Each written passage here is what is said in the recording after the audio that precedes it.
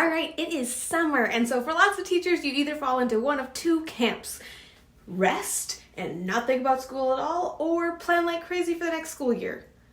Which one are you? Whenever you start getting that itch to decorate your new classroom, I wanted to talk to you about must-have posters for your Spanish class, or even just your world language classroom. These are things that I would consider like absolute musts. And if you know me, you would know that I've shared before about how I am not a Pinterest perfect teacher. If I didn't think it would scare you away, I would swivel this and show you my organizational setup. It's not pretty. Pinterest perfect or not, there are things that I think that we need to have on the walls of our classroom to support our students. So today we are going to talk about the must-have visual displays for your students. Let's go.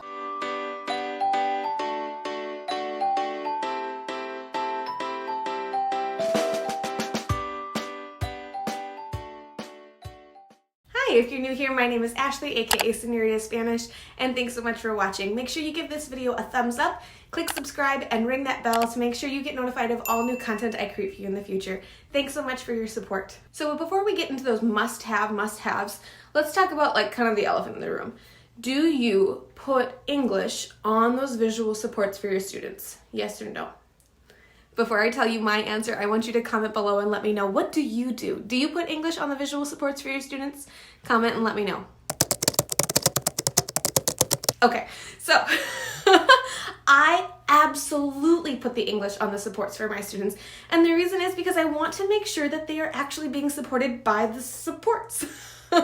So if I take the time to hang a poster that's got some words on it for my students that I want to use as a reference, if I want to go to it and refer to it over and over and over again, if I'm going to walk my booty across the classroom to point to it, they better understand why I'm pointing to it, right? So that English is going to be there. And if you're worried about them like cheating or using it on an assessment, if it really bothers you, you can cover them up. But personally, those are things that I want them to have access to because I really want them to master them, and they stop looking at them when they don't need them. So if you're giving your students like a timed writing in your Spanish classroom and you see them looking up at those words a lot, you know like, hey, they don't quite have that nailed down yet. But as the year progresses, you'll see that your students are just writing and they're not looking every 2 seconds anymore, and you can see that progression happening, not just in their writing and in their assessments, but as you're actually watching your students and looking at how they're choosing to use the supports that are available to them. And I think that's an invaluable insight into how your students are feeling and their confidence in their language. If you want to learn more about timed writing, I have a blog post on that. I'll link it for you in the description of this video. Okay, the other thing that's really important for us to talk about before we get into the exact like must-haves, where do you put them? Maybe you're a traveling teacher and you're like, I'm just watching this because I like to hear what you would have to say, or like I'm interested in hearing what you think is a must-have, but I don't have a classroom to decorate, so hear me out. This is not useless for you. I have been in multiple classrooms for so many years at this point. Sometimes it's 2 classrooms, sometimes it's 3 classrooms, sometimes it's 3 classrooms and 2 school buildings, right? No matter what, you have a classroom. Right? Even if it's just for 1 hour, or even if it's just for 30 minutes, that space is your space too. This is all right, so let's mindset shift here a little bit. This is important. So say you're a traveling teacher and you're like, I do not have a classroom, I do not have space. Let's talk about your options. Option 1 is to like hang them on your cart or something like that. Like if you were a cart user, pop them on the side of your cart. Option 2 is to make sure that you put these same visuals, these same supports on every single slide that you project for your students. Obviously, if you don't project slides for your students, that's not really an option. But if you're somebody who like always has a Google slide up, you could just devote a slice of your slide to always being these visuals.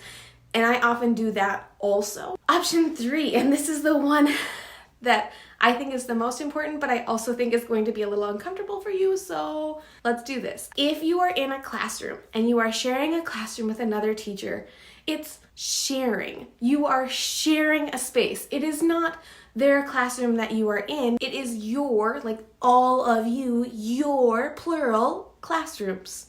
It is not their classroom and you come in and use it, your classroom also. So you need to talk to that other teacher. You need to advocate for yourself and you say, hey, you know, I'm super excited to be sharing classroom with you this year. Where can I hang my stuff? And just lay it out there like that. Like, not, oh, can I use my stuff? No, where can I hang my stuff? Make one corner of the room for you, or one table in the room for you, or one, like, there needs to be something in that room that is yours.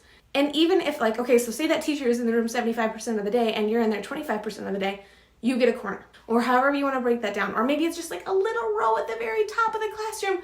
Wherever it is, you get space on the wall because it is also your classroom. You need to advocate for yourself. Your subject is important. It matters. Reflecting that your subject matter is also important in the classroom helps communicate to the students, this is real. This is a real class. We are going to be doing real learning here. We're going to be doing real work here. Advocate for yourself. Advocate for your subject matter. If that other teacher is not cooperative, bring in a third party. Have a mediator come in. There is zero reason why you can't have space for 20-some 8.5 by 11 sheets of paper somewhere on your wall. That's not acceptable. So even if it's just the back of a door or one little square, you deserve to have that space on your wall. And again, if they're not up for it, bring in another person, talk it out, figure it out. I'm going to share with you a picture of myself in my little corner in my French room that I was in the other year. It's not that big, but it worked. So just to remind you, after all of that soapboxing, you are also in that classroom.